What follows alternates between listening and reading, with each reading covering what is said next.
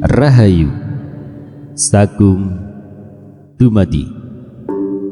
Masih bersama kami di channel Babat Nusantara.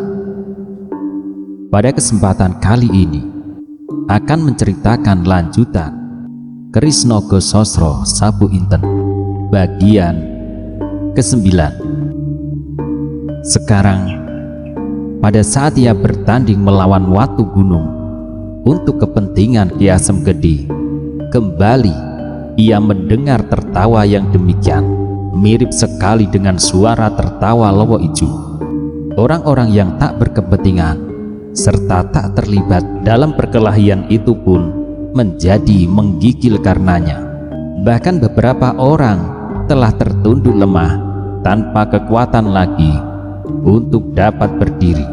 Mengingat pengalaman berhadapan dengan Lowo Ijo, kegusaran hati Mahesa Jenar seperti tergugah. Dalam sejarah hidupnya, belum pernah ada seseorang penjahat yang sudah berada di bawah hidungnya terluput dari tangannya.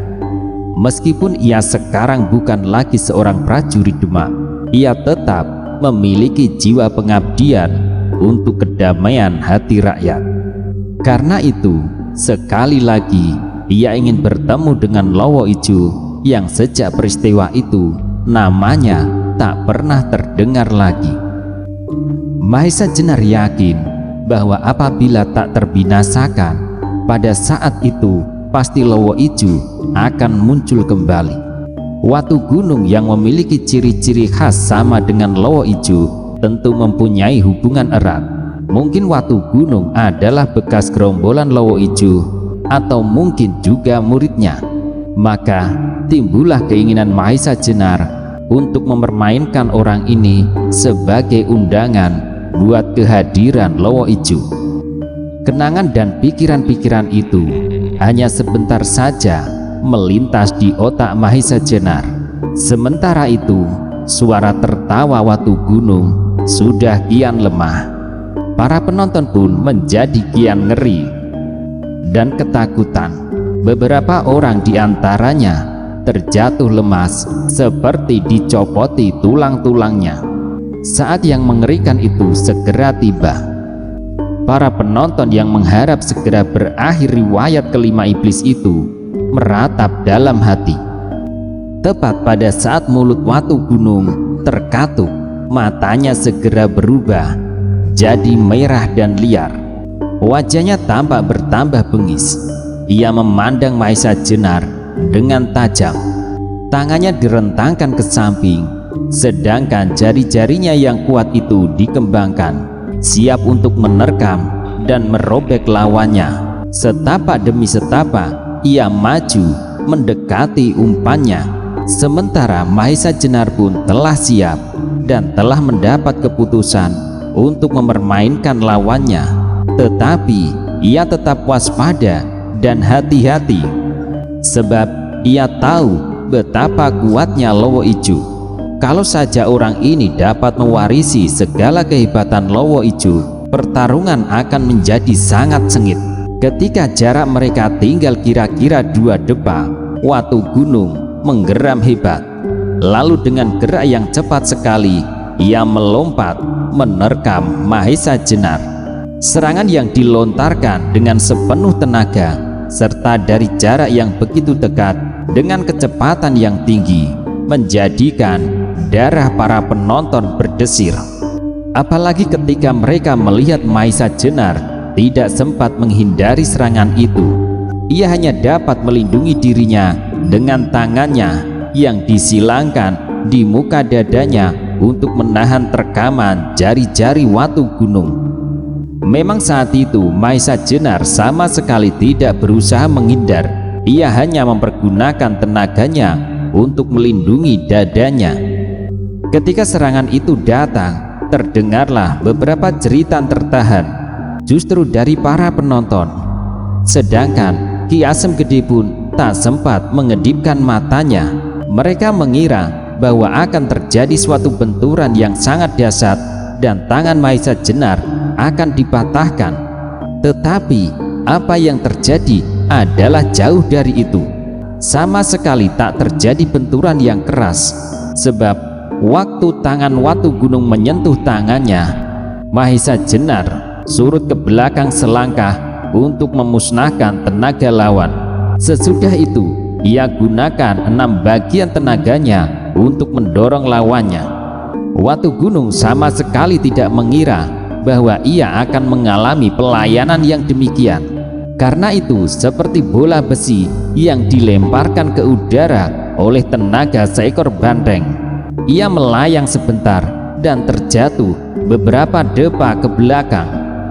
Hanya karena kelincahan dan keuletannya saja, maka ia tidak terpelanting dan jatuh bergulingan. Meskipun tubuhnya bergetar, Watu Gunung berhasil tegak di atas kedua kakinya. Bahkan ia telah siap pula dengan sebuah pertahanan. Bagus, ulet juga orang ini, desis Mahesa Jenar. Tetapi Mahesa Jenar tidak mau memberi kesempatan lagi. Watu Gunung geragapan. Cepat-cepat ia rendahkan tubuhnya dan melindungi lambungnya dengan siku. Tetapi rupanya Mahesa Jenar tidak betul-betul menyerang lambung itu, sebab sebentar kemudian tangan kanannya sudah berputar mengenai tengkuk Watu Gunung. Kembali Watu Gunung terhuyung-huyung ke samping. Dikerahkannya semua tenaganya untuk menahan tubuhnya supaya tidak terjatuh, dan dengan susah payah ia berhasil juga. Perubahan yang terjadi demikian cepatnya itu menyebabkan para penonton terkejut.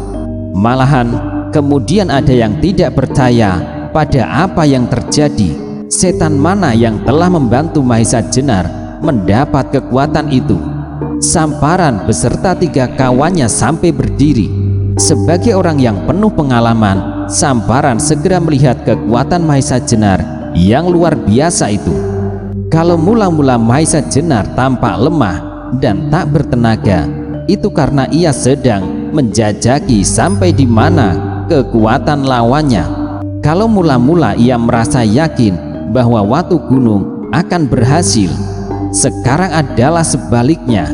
Ia menjadi yakin kalau Watu Gunung akan binasa, atau setidak-tidaknya namanya lah yang binasa. Rupanya ketika kawanannya pun berpikir demikian.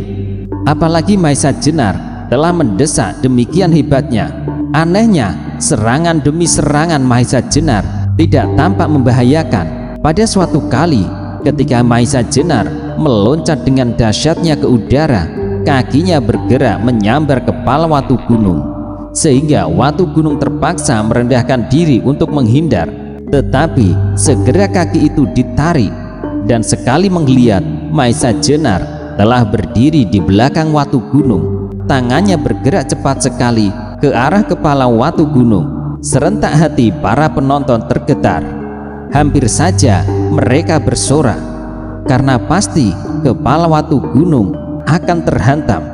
Tetapi rupanya Mahesa Jenar berbuat lain. Ia hanya menyambar saja ikat kepala Watu Gunung yang berwarna merah soga itu. Mendapat perlakuan ini, Watu Gunung menjadi marah. Giginya gemertak menahan marah, dan tubuhnya bergetar secepat getaran darahnya. Bagi seorang seperti Watu Gunung, lebih baik kepalanya diremukan daripada dihina sedemikian. Ki Asem Gede yang sejak melihat perubahan sikap Mahesa Jenar sudah mendapat kepastian akan akhir dari pertarungan itu. Melihat Mahesa Jenar berbuat demikian, tak dapat lagi menahan geli hatinya. Tertawanya melontar tak terkendalikan sampai tubuhnya terguncang-guncang.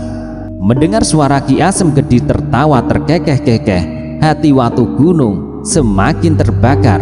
Maka secepat halilintar menyambar, tangannya bergerak dan seleret sinar menyambar dada Mahesa Jenar. Melihat sinar itu, sesaat Mahesa Jenar menjadi bimbang. Kalau ia menghindar, tentu pisau itu akan mengenai salah seorang penonton yang berdiri di luar arena itu. Tetapi ia tidak mempunyai waktu untuk berbimbang-bimbang. Pada saat yang tepat, ia memiringkan tubuhnya seperti apa yang ia lakukan sewaktu ia menghadapi keadaan yang sama ketika ia bertempur dengan Lowo Ijo. Tetapi sekarang ia tidak menghendaki pisau itu menelan korban orang yang tak berdosa. Dengan suatu gerakan yang sukar dilihat dengan mata, tangan Mahesa Jenar menyambar tangkai pisau itu. Tahu-tahu pisau itu sudah ada di tangannya. Melihat adegan itu, penonton menjadi gempar. Mereka menjadi lupa bahwa di antara mereka masih ada 4 orang iblis yang menyaksikan pertunjukan itu dengan penuh kemarahan. Kecenderungan mereka untuk memihak Mahesa Jenar akan menambah dendam ke-4 orang itu. Ki Asem Gede yang paling tak dapat menguasai dirinya, seperti orang anak kecil, ia berteriak-teriak memuji. Bagus, bagus, bagus. Tiba-tiba teriakannya dan kegemparan penonton pun mendadak berhenti. Mereka melihat seorang dengan lincah meloncat ke dalam arena sambil memegang sebuah pedang pendek. Itulah Gagak Bangah, anggota termuda dari kawanan iblis itu.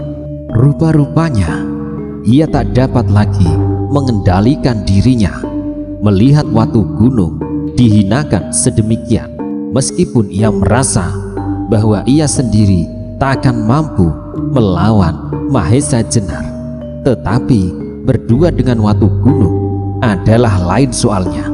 Gagak Bangah sendiri tidak sekuat Watu Gunung, tetapi ia mempunyai kelebihan dalam hal kecepatan bergerak, dan kecepatannya itu apabila digabungkan dengan kekuatan tenaga Watu Gunung mungkin akan dapat merobohkan lawan yang bagaimanapun tangguhnya.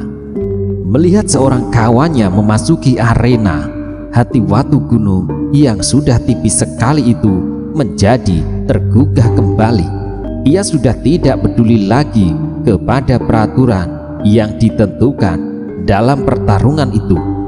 Melihat seorang lagi masuk ke dalam arena, Mahesa Jenar terkejut. Ia surut beberapa langkah ke belakang dan pandangannya mengandung pertanyaan. Tetapi dengan tak banyak cakap, Gagak Bangah sudah memutar pedang pendeknya dan dengan kecepatan yang luar biasa ia menyerang Mahesa Jenar. Tunggu, apakah kau ingin menggantikan Watu Gunung? Terpaksa Mahesa Jenar ingin mendapat penjelasan sambil meloncat menghindari serangan itu. Tetapi ia tidak mendapat jawaban. Bahkan kini Gagak Bangah dan Watu Gunung menyerang bersama-sama. Kalian melanggar peraturan, sambung Mahesa Jenar sambil meloncat menghindari sambaran pedang pendek, dan kemudian cepat sekali ia meloncat 2 debak ke belakang sebelum kaki Watu Gunung mengenai tungkaknya. Tidak ada suatu peraturan yang dapat mengikat kami, teriak Gagak Bangah dengan garangnya. Kami berdiri di atas segala peraturan. Kalau kami berhak menentukan peraturan, kami pun berhak mengubah atau menghapus peraturan itu. Mahesa Jenar jadi sadar bahwa ia berhadapan dengan orang-orang yang licik dan tidak bersikap jantan. Ia paling benci pada sifat-sifat yang demikian. Ia lebih menghargai seseorang yang mengakui kekalahannya daripada orang yang licik dan curang. Itulah sebabnya kemarahan Mahesa Jenar tergugah. Tetapi ia sekarang berhadapan dengan 2 orang yang mempunyai keistimewaan masing-masing dan tergolong dalam tingkatan yang cukup tinggi. Karena itu ia harus mengerahkan sebagian besar kepandaiannya. Ki Asem Gede yang menyaksikan kecurangan itu pun menjadi gusar. Untuk melawan 2 orang belum tentu Mahesa Jenar dapat menang. Karena itu ia sudah membulatkan tekad untuk melibatkan diri dalam pertempuran itu. Tetapi baru saja ia akan meloncat, tiba-tiba terdengarlah suara bisikan, "Jangan berbuat sesuatu, Ki Asem Gede." Ki Asem Gede terkejut bukan kepala, dan terasa di kedua belah lambungnya melekat ujung senjata tajam. Ketika ia menoleh, dilihatnya Wisuda dan Palian, yakni anggota ketiga dan keempat dari kawanan iblis itu, berdiri di belakangnya dan mengancamnya dengan keris. Terpaksa Ki Asem Gede mengurungkan niatnya, meskipun hatinya bergelora hebat sambil menanti suatu kesempatan. Sementara itu, pertempuran di arena bertambah hebat. Gagak Bangah dengan gesitnya menyambar-nyambar sambil mempermainkan pedang pendeknya.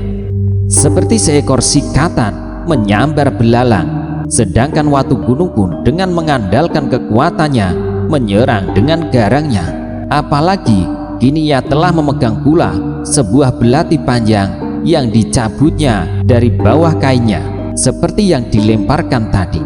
Maisa Jenar ternyata tidak mengecewakan. Diam-diam ia merasa bersyukur bahwa dengan tidak sengaja Watu Gunung telah memberinya sebilah pisau belati panjang, dan dengan senjata itu ia melayani kedua lawannya. Ia pernah mendengar bahwa belati kawanan Lawa Ijo terkenal kemampuannya serta terbuat dari baja pilihan. Apalagi senjata itu ada di tangan Maisa Jenar yang mempunyai kepandaian dalam mempergunakan segala macam senjata. Maka dalam waktu yang singkat, ujung belati itu dengan dahsyatnya menyerang lawannya, dan seolah-olah berubah menjadi beribu-ribu mata pisau yang mematu-matu dengan garangnya. Keadaan yang seimbang dari pertempuran itu tidak berlangsung lama, sebab Maisa Jenar berhasil mendesak lawannya ke dalam keadaan yang sulit. Sebenarnya Maisa Jenar tidak biasa membinasakan lawannya, apalagi tidak ada sebab yang memaksa.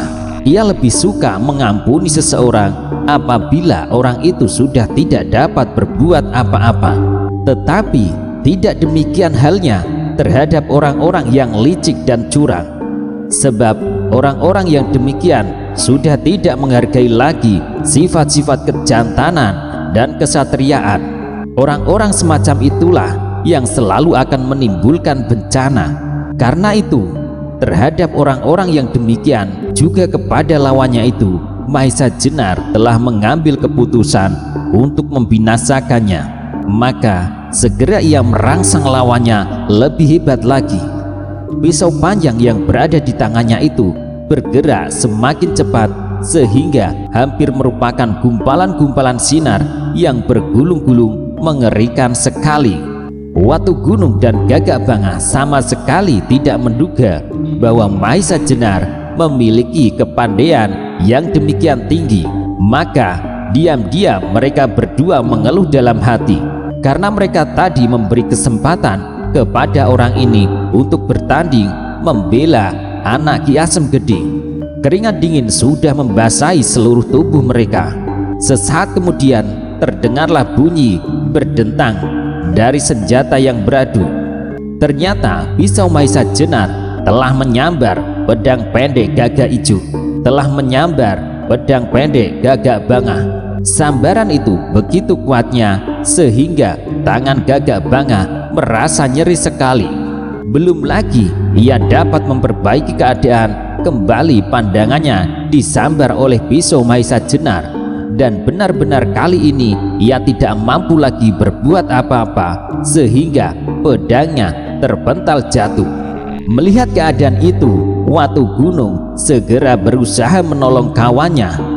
Dengan lompatan yang cepat, ia mendesak maju dan membabat tangan Maisa Jenar.